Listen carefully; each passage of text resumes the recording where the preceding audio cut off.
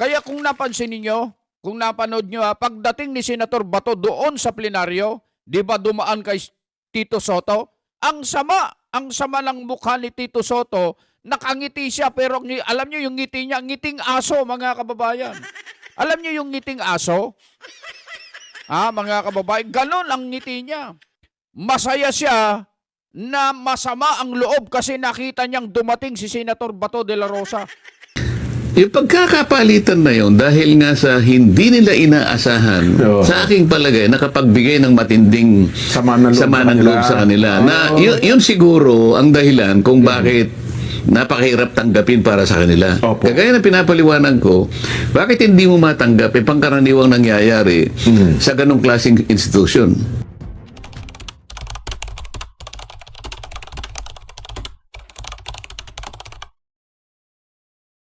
Pagbati po sa inyong lahat mga kababayan at mga mahal po naming taga-subaybay. Ako po si Jazz Vlog. Rekta na tayo. Walang intro-intro mga kababayan.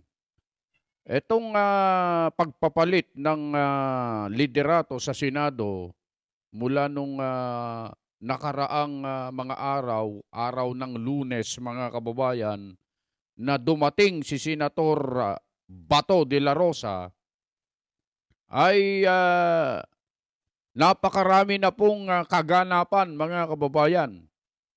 Mula doon sa nagkaroon ng putukan, pagkatapos ng putukan ay kung ano-ano na po ang mga nangyari, at ngayon po noong nakuha na ng majority ngayon sa pangunguna ni Senator Alan Peter Cayetano ang liderato sa Senado, ay nagsulputan na itong mga kaso, mga kababayan. Inuna si Senator Jinggoy Estrada. Ngayon naman ay nagbabiral na sa social media dahil sa pagpapakalat ng mga mainstream media, mga bayarang media, ang tungkol sa ikinaso kay Senator Rodante Marcoleta, mga kababayan. Ngayon, mga kababayan, itong si Senator Ping Lacson at ang iba pang mga senator ay napakarami po nilang sinasabi ngayon sa social media, panay ang post, lalo na ng mga malalaking mainstream media, mga bayaran, ang tungkol dito sa sinasabi ni Senator Ping Lacson. Napakaraming mga patutsyada, yung iginagalang daw dati ang Senado, ngayon daw ay hindi na, parang ganon mga kababayan. Ganito ang ibig sabihin ni Senator Ping Lacson. At kung ano-ano pa na mga ipinakakalat ngayon, ito talagang mga mainstream media na bayaran mga kababayan. Kaya mag-iingat kayo sa mga yan. Pansinin nyo. At pakiramdaman ninyo yung mga mainstream media na malalaman nyo naman na bayaran niyang mga yan eh. Makikita nyo yung mga post nila, kahit na wala pang basihan pinopost na talaga nila para i-push, para lang sa ganun ay maipakalat sa taong bayan. Palalabasin nila ngayon na masama lahat ng senador na nasa majority mga kababayan. Ganon ang gusto nilang gawin. Kaya kung ano-anong mga kaso ang ibinibintang sa kanila, at itong pagpapalit ng liderato, alam nyo, napakasakit, Kuya Eddie. Napakasakit ng kanilang kalooban. Parang hindi nila matanggap na sila po ay napalitan na bilang Senate President, bilang chairman ng Blue Ribbon, at iba't iba pang mga chairmanship sa Senado, mga kababayan, sapagkat silang lahat ay nabaklas. Silang lahat ay napatalsik sa kanilang mga pinanghahawakang committee at pinalitan ng mga nasa majority, mga kababayan. Magpasalamat po sila. Magpasalamat pa po sila dahil sa inilagay pa yung iba bilang vice chairman. Ganun pa ang ginawa sa kanila . Dati noong pinalitan, Nung pinalitan nila si Senator Chis Escudero at pinalitan ni Senador Tito Soto, mga kababayan, tinanggalan lahat ng hawak na komite at kahit na vice chairman ay walang itinira sa kanila, mga kababayan. Ito, mabuti-buti pa ito eh. Si Senator Alan Peter Cayetano dahil sa ginagawa pang vice chairman yung mga nasa minority ngayon, mga kababayan. Pero malalaman mo at mahahalata mong talagang masakit na masakit, Kuya Eddie, at masakit na masakit ang kanilang kalooban at hindi nila matanggap talaga, mga kababayan, dahil panay. Panay ang tira, lalong-lalo na itong si Ping Lacson, mga kababayan. Parang hindi makapanganak na, alam nyo sa Ilocano yung agninaw na hindi mapakali. Ang dami niyang sinasabi ngayon sa social media, mga kababayan. Kesyo, noon daw ay maganda ang takbo ng Senado. Ngayon daw ay medyo hindi na iginagalang. Parang mas nire-respeto daw noon, panahon nila, ni Tito Soto ang Senado kaysa ngayon. Ngayon daw ay nawalan ng respeto ang mga kababayan natin sa Senado. At mas mataas daw ang respeto ng mga tao ngayon sa Kongreso kaysa sa Senado. Ganito ang sinasabi niya. Pagkatapos ay lagi nilang ipinopost ngayon ng mga malalaking mainstream media lahat ng sinasabi ni Ping Lacson, katulad ng nakahanda na daw di umano si Win Gatchalian para palitan si Cayetano na bilang Senate President. Yan, mga pinakakalat nila. Pinakakalat din nila na suportado daw ni Kiko Pangilinan na maging Senate President si Senator Win Gatchalian. Ayan, nakahanda na raw din. Ganyan ang laging nakikita na pinupost ngayon ng mga bayarang malalaking mainstream media, mga kababayan. Yan ang ipinakakalat nila ngayon. Pero, mga kababayan, pansinin nyo to meron ba kayong nakitang ipinost nila na ay, iimbestigahan na ang flood control, yung mga ibinulgar nitong 18 Marines, ibinulgar ni Saldico, pati ng iba't iba pang mga witness na sangkot sa flood control ay iimbestigahan na sa Blue Ribbon. Meron ba kayong ganon na narinig na inilabas nila sa kanilang mga balita? Pahayagan? Wala. Kasi nga, pinipili lang nila yung inilalabas nila, mga kababayan, lalo na itong mga bayarang media. Ang gusto lang nilang ilabas ay doon sa mga kung saan sila nakikinabang ng baleta. Oo, kung saan sila makakakuha ng baleta.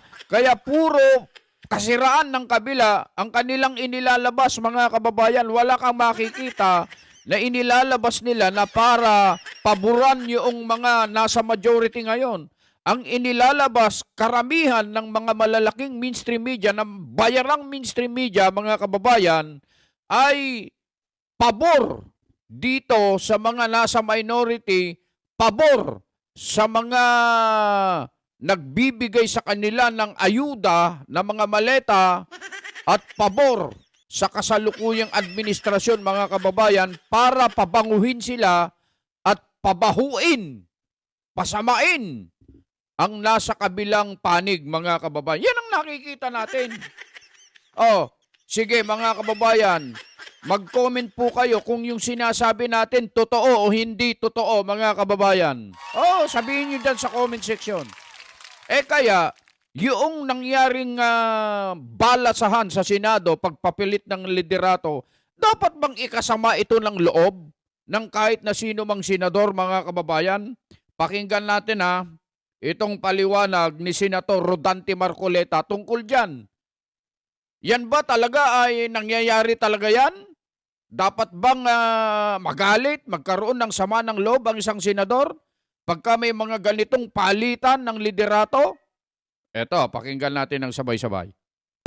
Napunta tayo sa ganito, sa pinakamababang bahagdan ng kasaysayan ng Senado. Opo. Parang yung 2 araw na yon, parang nagkaroon ng kaganapan dahil sa nangyari. Na nagkaroon ng palitan ng leadership Samantalang kung titingnan mo, maski sila yung magsalita, yung pagpapalit ng leadership, karaniwang nangyayari na yan. Totoo po yan. Oho. Napalitan si dating SP Migs. Chiscudero. Hindi, si Migs muna. Bigs muna. Yes po. Oh, Bigs pala. O, pinalitan ni Chis Escudero. Yes po. Oh. Siyempre, initially, siyempre may tampuhan doon. Pero maski sila, alam din nila na mangyayari at mangyayari Anytime yun. pwede mangyari yun. Oho. Ngayon, makalipas ang ilang panahon, si Chis nga yung nagsara na ng 19th Congress. Opo. Hanggang sa pagbubukas ng 20th Congress, si Chis ang nauna na na-elect. Alam na natin yon. Ngayon, pagkatapos, yun, nabaligtad ang pangyayari. Opo. Si Tito Sen na ang naging Senate President, siya na yung SP. Opo. So alam naman nila na karaniwang nangyayari. Ito yung pinaka-nature ng isang parliamentary institution katulad ng Senado. Oho. Lalong-lalo na kami 24 lang, ang dali naming mag-usap. Opo. Kung minsan halimbawa yung priorities hindi nagagawa, teka muna, parang ganitong nangyayari, pwede kayang usap tayo para palitan natin ito, para Yan, naman oo. ganito, malagay naman sa ganito, ganyan, ano. Nangyayari talaga yun. Siguro, ang hindi lang nila matanggap, sa nangyari nung Lunes, hindi nila inaasahan na makakarating si Senator Bato. Oho. Maliwanag sa kanila ang kwenta. 12 hawak na namin. Okay. Okay. Opo. Sila naman ay 11 ata, di ba? Opo. Kung makukuha niyo yung 12. So wala rin silang magagawa, sabi niya, kasi kung 12 lang, Opo. ay kinakailangan mo makuha yung 13 kasi yung 13 majority na yon. Yun, Ngayon, oo. sabi nila, imposible naman makarating si Senator Bato. Oo. Ang nangyari kasi, yung hindi nila inaasahan. Although sa akin din, hindi ko rin naman alam kung paano nangyari yon. Opo. Ngayon, nagkapalitan ngayon. Yung pagkakapalitan na yon dahil nga sa hindi nila inaasahan, Oo. sa aking palagay, nakapagbigay ng matinding Sama ng loob sa kanila. Na yun siguro ang dahilan kung bakit napakahirap tanggapin para sa kanila. Opo. Kagaya na pinapaliwanag ko, bakit hindi mo matanggap pangkaraniwang nangyayari sa ganong klaseng institution? 24 lang kayo Oho. Yung mag-usap lang kayo ng isang araw, may mangyayari talaga doon Totoo po yan. Oho. Yung nangyari sa nakaraang mga pangyayari, natanggap, bakit ito hindi mo matanggap? Dahil nga, doon sa hindi inaasahan. Ayan, mga kababayan, maliwanag yung pagkakapaliwanag ni Senator Rodante Marcoleta na yung pagpapalit ng liderato sa Senado, nangyayari talaga yan. Ang problema rito, mga kababayan, hindi nila matanggap. Bakit hindi nila matanggap ngayon samantalang nung nakaraan na pinatalsik sila, na pinalitan na hindi pa nila alam na sila pala ay natanggal na katulad ni Senator Marcoleta. Tanggal na pala siya bilang chairman ng Blue Ribbon na hindi pa niya nalalaman, mga kababayan. Pagkatapos ito, dumaan sa tamang proseso ito. Alam nila na sila'y napalitan na sa liderato, mga kababayan, sapagkat yun nga, yung pagdating ni Senator Bato de la Rosa, kaya nakuha nila yung majority sapagkat mula dun sa 12, nadagdagan sila ng isa, yun si Senator Bato. At yun ang naging dahilan kung bakit nakuha nila ang liderato, ang majority, mga kababayan. Kaya kung napansin ninyo, kung napanood nyo, pagdating ni Senator Bato doon sa plenaryo, di ba dumaan kay Tito Soto? Ang sama ng mukha ni Tito Soto, nakangiti siya pero alam nyo yung ngiti niya, ngiting aso, mga kababayan. Alam nyo yung ngiting aso? Mga kababayan, ganon ang ngiti niya. Masaya siya na masama ang loob kasi nakita niyang dumating si Senator Bato de la Rosa. Ganon din ang pakiramdam nitong si Ping Lacson at ang iba pa nilang kasama. Itong dalawang magkapatid na tulpo, nung makita nila si Senator Bato de la Rosa, sugat-sugat yung kanyang kamay, nagpapaliwanag. Sinasabi niya na hinabol siya, nakipag-wrestling siya. Pero alam niyo yung dalawang magkapatid na tulpo, mga kababayan, parang wala silang naririnig kasi nga alam na nila na mapupunta na sa majority yung mga magkakasamang 13, mga kababayan. Pagkatapos ngayon, sasakit ang loob nyo. Mula noong nangyari ang palitan ng liderato dyan sa Senado, eto, araw-araw, ang daming sinasabi si Senator Ping Lacson. Ang dami, at eto ang matindi dyan. Paboritong-paborito na pinopost ng malalaking mainstream media na bayaran itong mga sinasabi ni Senator Ping Lacson. Oh, wala silang pinapalampas. Baka pagka nagsabi ito na pupunta siya sa CR at tatae, baka ipupost pa rin nila ito, mga kababayan. Ganon katindi ang twist ng mainstream media ngayon, mga kababayan. Kaya mag-iingat po kayo. Kaya pag may nakita kayo na sa palagay ninyo tama, nasa katwiran, nasa katarungan, ikalat ninyo, mga kababayan. Kasi wala na pong inaasahan ang taong bayan, yung mga mamamayang Pilipino, lalo na yung naghahangad ng tunay at totoong mga pangyayari, katarungan, katwiran, katotohanan, kundi tayo-tayo din. Kasi hindi na natin maaasahan yung mga malalaking mainstream media. Hindi naman po natin nila lahat, mga kababayan, pero karamihan po kasi sa mga mainstream media na malalaki, talagang bayaran na po yung mga yan, mga kababayan. Hindi na po natin sila maaasahan na magkakalat ng katotohanan.